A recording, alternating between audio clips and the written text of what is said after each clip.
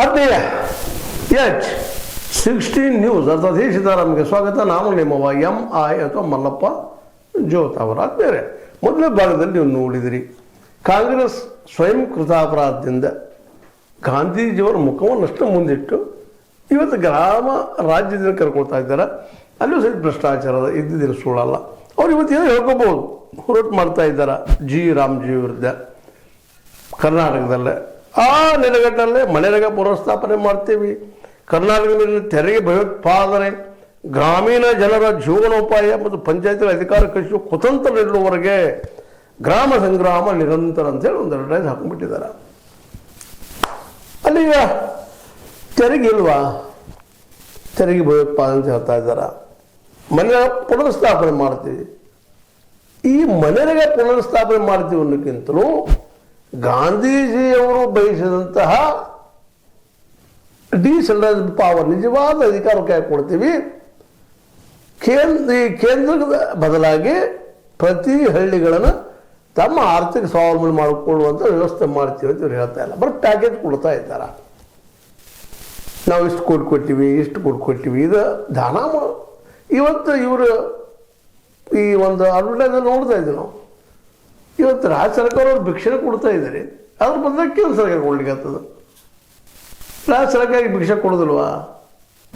ಮನೆಯಾಗದಲ್ಲಿ ಇದರ ಅರ್ಥ ಏನಪ್ಪ, ದಿನಕ್ಕೆ 300, 400, 500 ಅವ್ರು ಪೇಮೆಂಟ್ ಮಾಡೋದು. ಇದರ ಅರ್ಥ ಏನು ಅಂತಂದ್ರೆ ಇದು ನೀವು ಕೊಡ್ತೀವಿ, ಅದು ಅಲ್ಲೇ ಉತ್ಪಾದನೆ ಆಗಬೇಕದು. ಸ್ವತಃ ಗ್ರಾಮದಲ್ಲೇನೆ ಆರ್ಥಿಕ ಭದ್ರತೆ ಬರಬೇಕು. ಅವ್ರು ಸ್ವತಃ ಅವ್ರು ನಿಮಗೆ ಕೊಡಬೇಕು ಅಂತ ವ್ಯವಸ್ಥೆ ಆಗ್ತಿರಲಿಲ್ಲ. ಈಗ ಮಾತ್ರ ಅದನ್ನು ತರ್ತಾ ಇದ್ದೀರಾ ನೀವು. BJP ಏನು ಭಿನ್ನಿಲ್ಲ. ಹೌದು, ಇವತ್ತು ಆರೋಪ ಮಾಡ್ತಾ ಇದ್ದೀರಿ ಕೇಂದ್ರದ ಬರ್ತದೆ, ಅದ್ರ ಕೈಯೆಲ್ಲ ಹೋಗ್ತದೆ ಅನ್ನುವಂಥ ಮಾತನ್ನು ಆರೋಪ ಮಾಡ್ತಾ ಇದ್ದೀರಿ ಈ BJP ಮೇಲೆ. ಅದೇ ಕಾಲಕ್ಕೆ BJP ತಂದಂಥ ಈ ಶಾಸನ ಏನಪ್ಪ ಅಂತಂದ್ರೆ ಈ ಜಿ ರಾಮ್ಜಿ ಇದ್ದಿದ್ದು ಸೆಂಟ್ರಲೈಸ್ ಹಳ್ಳಿಗಳಿಗೆ ಅಧಿಕಾರಿಗಳ ಅಂತ ಇದ್ರಿ. ಇವು ನೀವು ಕೊಟ್ಟಿಲ್ಲ ಖರೆ ಅಧಿಕಾರ ಕೈಯಾಗ. ಅಲ್ಲಿ ಭ್ರಷ್ಟಾಚಾರ ಅದ, ಮತ್ತೊಂದದ. ಅದ್ರ ಮೇಲೆ ನೋಡ್ರಿ, ಉದಾಹರಣೆಗೆ ಸದಸ್ಯರ ಮೇಲೆ ನಿಮ್ಗೆ ಬೇಕಂತ ಅಲ್ಲಿ ಪ್ರತಿಯೊಂದು ಗ್ರಾಮ ಪಂಚಾಯತ್ ಎಲೆಕ್ಷನ್ ನೋಡ್ರಿ ಸಂದರ್ಭದಲ್ಲೇ ಅಲ್ಲಿ ಶಾಸಕರ ಏನಿರ್ತಾರಪ್ಪ ಅಂದ್ರೆ ಅವ್ರು ಬೇಕಂತ ವ್ಯಕ್ತಿಗಳನ್ನ ಆರಿಸ್ಕೊಂಡಿರ್ತಾರೆ.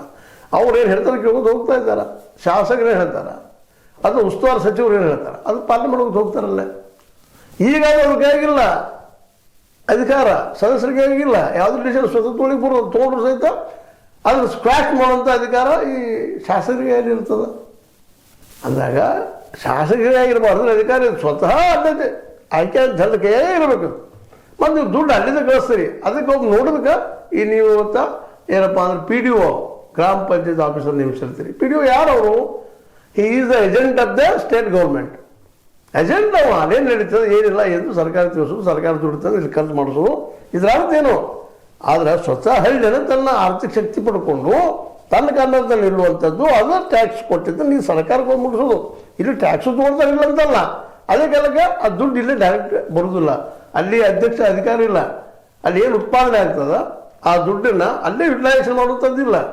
ಇಂಥ ರಾಜ್ಯವನ್ನು ನಮ್ಮ ಗಾಂಧೀಜಿಯವರು ಬಯಸಿದ್ರು, ಆರ್ಥಿಕ ಕೇಂದ್ರ ಆಗಲಿ ಅಂತೇಳಿ. ಯಾಕಂದ್ರೆ ಗೊತ್ತಿತ್ತು ರಾಜಕೀಯ ಸ್ವಾತಂತ್ರ್ಯ ಕೊಟ್ಟರೆ ಇವತ್ತು ಏನೈತಿ ದೇಶದೊಳಗೆ ರಾಜಕೀಯ ಸ್ವಾತಂತ್ರ್ಯ ಅದ. ಅದು ದುಡ್ಡು ಕೊಟ್ಟು ಕೋರ್ಟ್ ಖರೀದಿ ಮಾಡ್ತಾರೆ. ಇವತ್ತು ದುಡ್ಡು ಕೊಟ್ಟೆ ಕೋರ್ಟ್ 500,000 ನಾವು ಮಾಡ್ಕೊಳ್ತಾ ಇದ್ದೀವಿ ನಮ್ಮ ಹೋಟ್ಗಳನ್ನ. ಭಾಳಷ್ಟು ಜನ ಬಹುಸಂಖ್ಯೆ ಆದರು. ಈಗ ಅದೂ ಇಲ್ಲ, ಮತ್ತೊಂದು ಹೋಗಿಬಿಟ್ಟಿದ್ದಾರೆ, ಡೈರೆಕ್ಟ್ ಎಲೆಕ್ಷನ್ ಕಮಿಷನ್ ಹಿಡ್ಕೊಂಡ್ಬಿಟ್ಟುಕೊಳ್ಳುವಂಥದ್ದು 2-1 ಮೆಜಾರಿಟಿ ಮೇಲೆ. ಅವ್ರು ಏನು ಮಾಡ್ತಾರೋ ಏನಿಲ್ಲ ಆರೋಪ ವಿರೋಧ ಪಕ್ಷ ಮಾಡೇ ಮಾಡ್ತಾ ಇದ್ದಾರೆ. ಯಾಕೆ ತಮಗದು ಮಾಡ್ಲಿಕ್ಕೆ ಆಗ್ತಾ ಇಲ್ಲ ಅನ್ನೋ ಕಾರಣಕ್ಕೆ ಇರ್ಬೋದು ಮೋಸ್ಟ್ಲಿ. ಅವ್ರಿಗೆ ಅಧಿಕಾರ ಸಿಕ್ಕರು ಅವರು ಅದನ್ನ ಮಾಡಿದ್ದಾರೆ. ಹಿಂದೆ CBI ಇವ ಏನು ಮಾಡಿದರು, ಕಾಂಗ್ರೆಸ್ಗೆ ಮಾಡಿದ್ದರು. ಅದ್ರ ಹಾಡು ಇವತ್ತು BJPಗೆ ಮಾಡ್ತಾ ಇದ್ದಾರೆ. ಇವತ್ತೆಲ್ಲ ಕೇಂದ್ರಕ್ಕೆ ಹೋಗ್ತಾ ಅಧಿಕಾರ, ಕೇಂದ್ರದಲ್ಲಿ ಡೈರೆಕ್ಟ್ ಹಳ್ಳಿಗಳಿಗೆ ಮಾಡ್ತಾರೆ ಇವರು ಅಂತ ಹೇಳ್ತಾರೆ. ಮತ್ತು ರಾಜಕೀಯ ಇಲ್ಲಿಲ್ಲ ಇದು ಅನ್ನೋದು ಇಷ್ಟ. ಅಡ್ವರ್ಟೈಸ್ ಹಾಕಿ ಸಂಘ ಪರಿವಾರವನ್ನು ದೂರ ಏನು ತಪ್ಪನ್ನು ಹೇಳಿ ಹೇಳಲೇಬೇಕಾದ್ದು ಪ್ರಜಾಪ್ರಭುತ್ವದ ಕರ್ತವ್ಯ, ಕಾಂಗ್ರೆಸ್ನ ಕರ್ತವ್ಯ. ಯಾಕಂದ್ರೆ ಯಾರು ಹೇಳೋರಿಲ್ಲ ಅಂದ್ರೆ ಅವ್ರು ಡಿಕ್ಟೇಟರ್ ಆಗ್ತಾರೆ ಅವರು. ಅದಕ್ಕೆ ಕಾಂಗ್ರೆಸ್ ಮಾಡೋದು ಸರಿ, ಆದರೆ ಈಗ ಮಾಡಿದ್ದು ಸರಿ ಏನು, ಇಲ್ಲಿವರೆಗೆ ಮಾಡಿದ್ದು ಸರಿ ಏನು? ಇದೇ ಕಾಲಕ್ಕೆ ನಮ್ಮ ಜಿ ರಾಮ್ಜಿ ತರುತ್ತಿರುವಂತಹ ಕಾನೂನು ತರುತ್ತಿರುವಂತಹ BJP ವಿಚಾರ ಮಾಡ್ಬೇಕಾಗ್ಯದ. ಹೌದು, ಅವ್ರು ಮಾಡಿದ್ರು, ನಾವು ಅದನ್ನೇ ಮಾಡಬೇಕಾಗಿತ್ತು. ನಿಜವಾಗಿಯೂ ಹಳ್ಳಿಗಳಿಗೆ ಶಕ್ತಿ ಹಾಕೊಳಕ್ಕೆ ಹೋಗ್ಲಿಲ್ಲ ಇವರು. ಇವತ್ತು ಎರಡು ರೀತಿಯಲ್ಲಿ ದೋಷಗಳಿದ್ದಾವೆ. ಒಂದು ಮೊದಲದ್ದು 60-40 125 ಕೊಟ್ಟು ನೀವು ದೊಡ್ಡ ಅಡ್ವೈಸ್ ತೊಗೊಂಡಿದ್ರಿ. 240 250 ಪೇಮೆಂಟ್ ಮಾಡ್ತೀರಿ ಒಬ್ಬಗ ದುಡಿಯೋವಾಗ 125 ದಿವಸ ಕೊಡ್ತೀವಿ ಅಂತ ಹೇಳಿದ್ರಿ. ಅದ್ರಲ್ಲಿ 40% ರಾಜ್ಯದ ಹಾಕ್ಬೇಕು, ನಾವು 60% ಹಾಕ್ತೀವಿ. ಇದು ಒಂದು ಕೇಂದ್ರ ಕೊಡ್ತಿತ್ತಲ್ಲ ದುಡ್ಡು ಕೊಟ್ಟ ಕೆಲಸ ತೊಗೊಳ್ತಿತ್ತು. ಅದು ಪ್ಯಾಕೇಜ್ ಅಲ್ಲ ರೀ, ಅದ್ರಲ್ಲಿ ತಾನು ಡಿಫ್ರೆನ್ಸ್ ಇಲ್ಲ. ಇಲ್ಲ ಬಿಲ್ ಮಾಡಬೇಕು, ಕಳಿಸ್ಬೇಕು, ಅಲ್ಲಿ ದುಡ್ಡು ಬರಬೇಕು. ಕೇಂದ್ರ ಕೊಡ್ತಿತ್ತು, ರಾಜ್ ನೋಡ್ತಾ ಇತ್ತು. ಈಗ ಏನಂತೆ 60% ಕೊಡ್ತದೆ. ಅದು ಡಿಸೈಡ್ ಮಾಡ್ತದೆ ನೀವು ಹೇಳ್ತೀರಿ. ಇರ್ಬೋದಿಲ್ಲ ಅಂತಲ್ಲ, ತಪ್ಪು ನೀವು ಹೇಳ್ತಾ ಇದ್ದೀರಿ ಅಂತ ನಾನು ಹೇಳಿದ್ದಿಲ್ಲ. ನಾನು ಏನು ಹೇಳ್ತಾ ಇದ್ದೀನಪ್ಪ ಅಂತಂದ್ರೆ, ಈ ಕೆಲಸವನ್ನು 125 ಮಾಡಿ 40% ಮಾಡಿ 40% ರಾಜ್ಯ ಕೊಡ್ತಾ ಅವ್ರ ಗ್ಯಾರಂಟಿ ಏನೈತೆ. ನಾನೇನೋ ಸಜೆಷನ್ ಮಾಡಿ ರೆಕಾರ್ಡ್ ಅಂತೇಳಿ ಅದ್ರಾಗ ವಿಶೇಷವಾಗಿ ನೀವು ವಿರೋಧ ಪಕ್ಷದಂಥ ರಾಜ್ಯಗಳಿಗೆ ನೀವು ದುಡ್ಡು ಕೊಡೋದು ಭಾಳ ಕಡಿಮೆ. ಇಡೋ ರೆಕಾರ್ಡ್ ಅದಾವ ದುಡ್ಡು ಹಂಚಿಕೆಯಲ್ಲಿ ನೀವು ಅನ್ಯಾಯ ಮಾಡ್ತಾ ಇದ್ದೀರಿ ಅಂತ ಹೇಳಿ ಕೇಂದ್ರರು, ಅದರಲ್ಲೂ ವಿರೋಧ ಪಕ್ಷದಲ್ಲ. ಹೀಗಾಗಿ ಅವರು ಗಾಬರಿ 40% ನಮ್ಗೆ ಕೊಡಲಿಕ್ಕೆ ಏನು ಮಾಡೋದು, ಎಲ್ಲಿತ್ತು ನಾವು 40% ಅಂತೇಳಿ ನಮ್ಮನ್ನು ಲಾಸ್ ಆಗಿದ್ದೀವಿ. ನಮ್ಮ ಹಂಚಿಕೆ ಸರಿಯಾಗಿ ಆಗ್ತಾ ಇಲ್ಲ.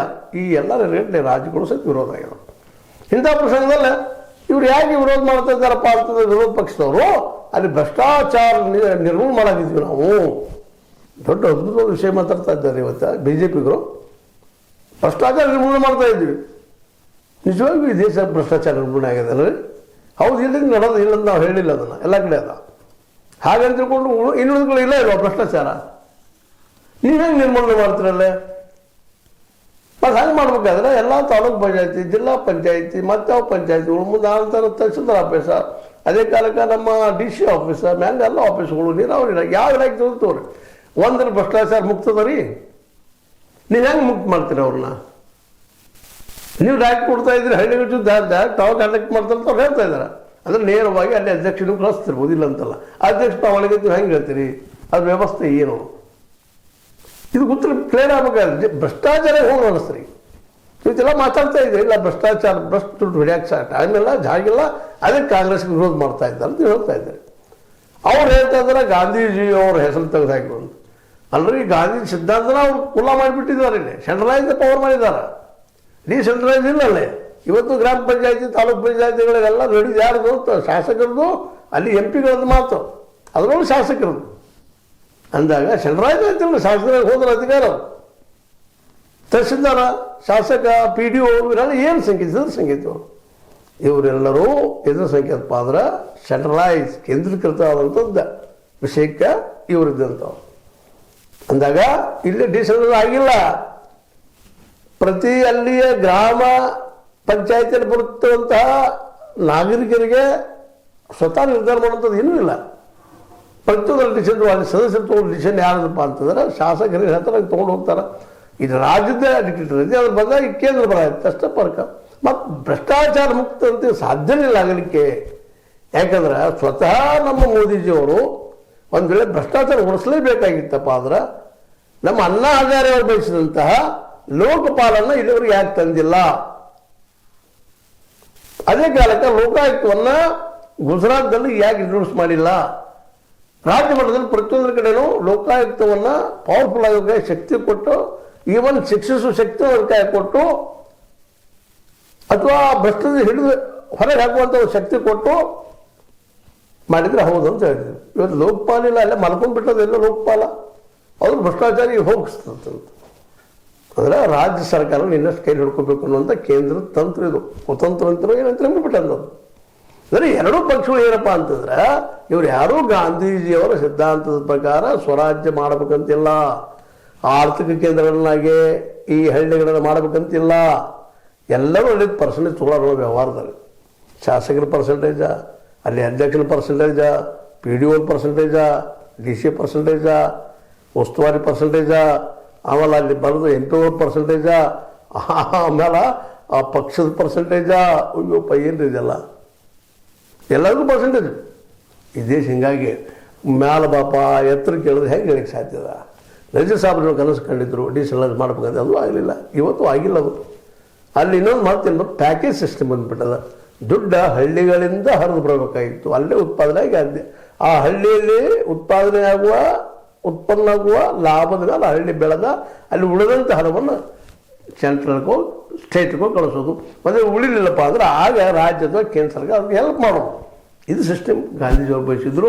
ಹಂಗಾಗಿತ್ತು ಅಂದರೆ ಇವತ್ತು ನಾವು ಚೈನಾನ ಮೀರಿಸ್ತಿದ್ವಿ, ಅಮೇರಿಕಾನ ಮೀರಿಸ್ತಿದ್ವಿ, ಎಲ್ಲರೂ ಮೀರಿಸ್ತಿದ್ವಿ. ದುರಂತ ಅದಾಗಿಲ್ಲ. ಆದರೆ ಇವತ್ತು ಬಡದಾಡ್ತಾ ಇದ್ದಾರೆ ನಮ್ಮ ಸಿದ್ದರಾಮಯ್ಯವರು, ಮೋದಿಯವರು, ಡಿ ಕೆ ಶಿವಕುಮಾರ್ ಅವರು, ನಮ್ಮ ಈರಣ್ಣ ಕಡಾಡಿಯವರು, ಅದೇ ಕಾಲಕ್ಕೆ ಇನ್ನುಳಿದ BJP ನಾಯಕರು ಅವ್ರು ನಮ್ಮ ಸರಿ ಇದ್ದಾರೆ. ಹೆಂಗೆ ರೀ ಭ್ರಷ್ಟಾಚಾರ ಹೋಗ್ತೈತ್ರಿ?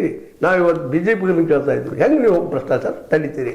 ಇದಕ್ಕೆ ಅವ್ರು ಉತ್ತರ ಹೇಳಿ ಅಂತ ಈ ಸಂದರ್ಭದಲ್ಲಿ ಹೇಳ್ತಾ ಏನಾದ್ರೆ ಕೇಂದ್ರ ಮತ್ತು ರಾಜ್ಯಗಳಕ್ಕಿಂತಲೂ ಮುಖ್ಯ ಹಳ್ಳಿಗಳು ತಮ್ಮ ಹಳ್ಳಿಗಳು ಸ್ವಾವಲಂಬಿಗಳಾಗಬೇಕು ಅನ್ನೋದು ಮೂಲ ಉದ್ದೇಶ. ಅದಿಲ್ಲಿ ಆಗಿಲ್ಲ, ಆಗುವ ಸಾಧ್ಯತೆಗಳು ಇಲ್ಲ. ಭ್ರಷ್ಟಾಚಾರ ಅಂತ ಎಲ್ಲ ಕಡೆನೂ ಅದ. ಈ ಗ್ರಾಮ ಪಂಚಾಯತಿಗಳಲ್ಲಿ ಭ್ರಷ್ಟಾಚಾರ ಉಳಿಸೋದಾಗಿ ಇವರೇನು ರಾಮಜಿ ತಂದಿದ್ರೆ ಅದು ಹೋಗುವುದಿಲ್ಲ, ಮತ್ತೊಂದು ರೂಪದಲ್ಲಿ ಬಂದಿರ್ತದೆ.